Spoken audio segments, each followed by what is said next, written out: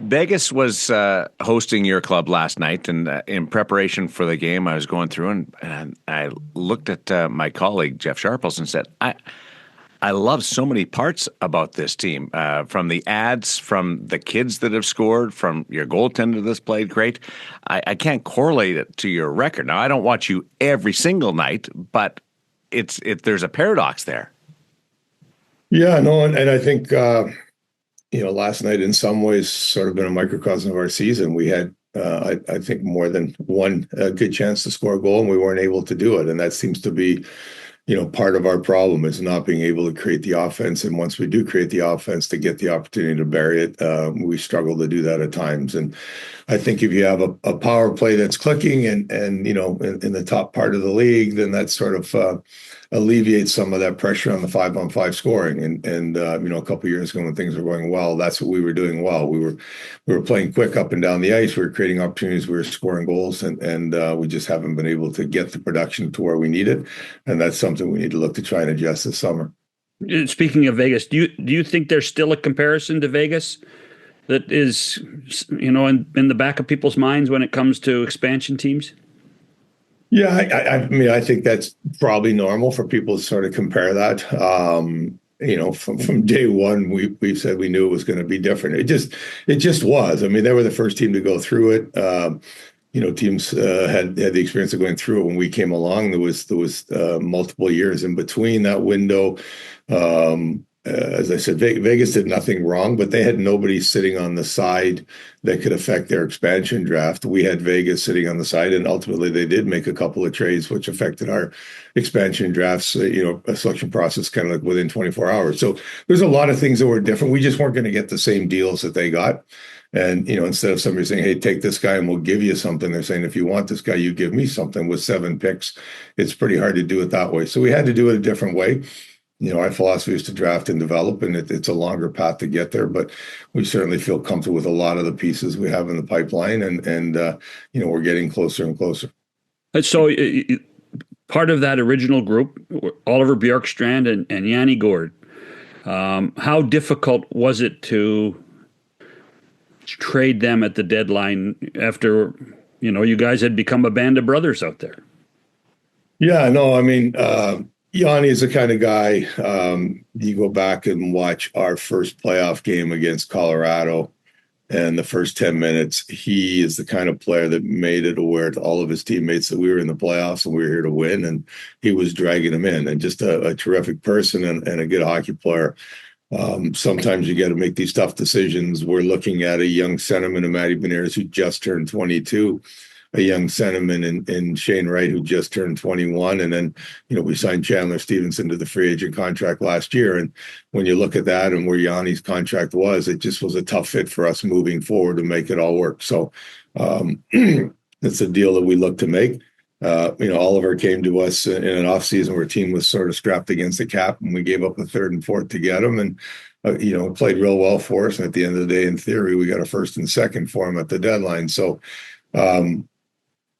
it gives us draft equity, right? We have now 5 first-round picks, 5 second-round picks in the next 3 drafts. I'm not sitting here saying we're going to draft 10 players. We'd like to, try and move some of those picks to add to our roster if we can, either before the draft, post-draft, as we move forward for sure. So do you have to change your strategy systematically, tactically, to try and score more goals, or do you just run it back and hope the guys have better years next year? No, I think there's things in the way we're playing we have to change. I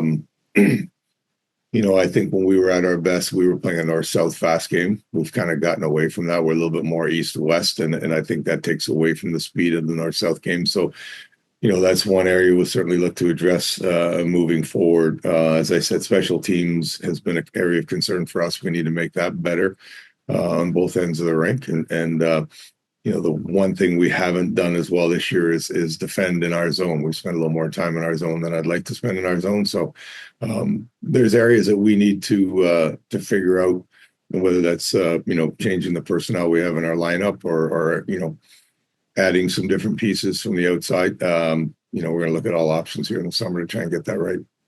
The 2 big acquisitions you did made, Stevenson and Montour, certainly were a step in the right direction, weren't they? Yeah, they've both been real good production wise for us, and Chandler gets all the hard matchups for us with two young centermen that I mentioned, and Maddie and Shane. It alleviates some of that pressure off of them, and then Monty on the back end is having a career year, most goals he scored in his career. So those have been nice pieces. Some of the young kids, as you mentioned, Darren, have kind of stepped in and played well, and we've got some pieces on the fringe that may be able to step in next year and contribute as well. I knew that Stevenson was smart, and then I watched that overtime goal that he took the draw and pushed it forward, and next thing you know, it was 6 seconds, was it? 4, I think, yeah. Not that you were counting, right? I thought it was 5. I think it ended up being 4. But, yeah. I mean, those are smart hockey players that do that type of thing, and every team needs a few more like that, correct? Absolutely. I'll tell you, I'm watching it from the press box, John, and I'm looking, going, oh no, they're going to go forward against us because they had speed matchup on the opposite side, and instead Chandler went forward to Monty, and he went in and scored on it. So I was thinking the defensive aspect of it, we were in trouble, and it turned out to be an offensive juggernaut for us that night. Oh, I always remind Darren that hockey's a game of mistakes. So all you guys that overthink the game, you always think defense first, right? Where are you on your? That's the way I did it. Yeah. On the subject of defense, you've gone through a transition in goaltending, and really leaning on Joey this year. Have you stumbled on something? Not necessarily stumbled, but found your guy? Yeah, we think we have. We took him in the expansion draft. He spent some years down in Coachella Valley, had real good seasons back to back. Unfortunate losses, but got to the Calder Cup final, so got some experience there, and then stepped up and played well for us. We were able to reach a deal with him at the start of this season, so we have him in place now for the next 5 years after this moving forward. And so we think that's helped us. We also do have some real good young pieces in the pipeline for goaltending. Nicholas Koko played in the top league in Finland last year, went all the way to the finals, and this year's having a great year in the American Hockey League. Victor Osman got thrown into the battle the other night, first time ever, and stopped all 12 shots he faced in the Utah game. So there's some promising pieces to what we have in the pipeline for goaltending as well, in addition to what Joey's done for us up top. So on the other side of the ledger there, how do you manage what Philip Grubauer's gone through, and where do you expect him to be? Yeah, it's been a tough year for Philip. Early in the year it didn't go as well. We end up putting him down in the Coachella Valley just to sort of work on his game. Since he's come back, he's been better. He was actually supposed to get the start the other night, but we had the flu bug running through our team. So he was one of the victims, unfortunately, and couldn't go. But we still think there's a good goaltender there, and we got to continue to find a way to get the best out of him. Shane Wright's turned the corner. Yeah, I still think there's more work to do there, but he has certainly played much better this season. We talk about him just turning 21. The other thing is the last 2 summers, he only really had 5 weeks to train because he was in Coachella Valley. Right. They went to the end of June in the Calder Cup final. So I thought this year when he came into camp, he looked like a different player. And I fully expect that next season, be able to get the full summer of training under his belt this year, we'll even see more steps forward to him. But he certainly has, the NHL speed and the NHL shot. And there's a few aspects of the game we want to continue to work with and tweak. But overall, we're pleased with his progress for sure. Can you share any of those aspects? What he needs to dial in on? I think some of it just comes down to confidence, and confidence with the puck.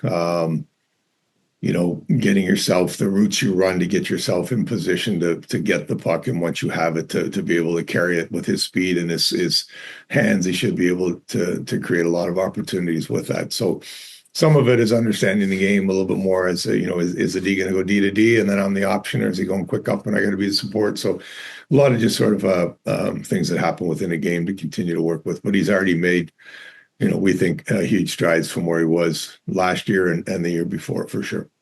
Do you have a philosophy on first-year pros? You talked about Catton, and you took your time with Wright.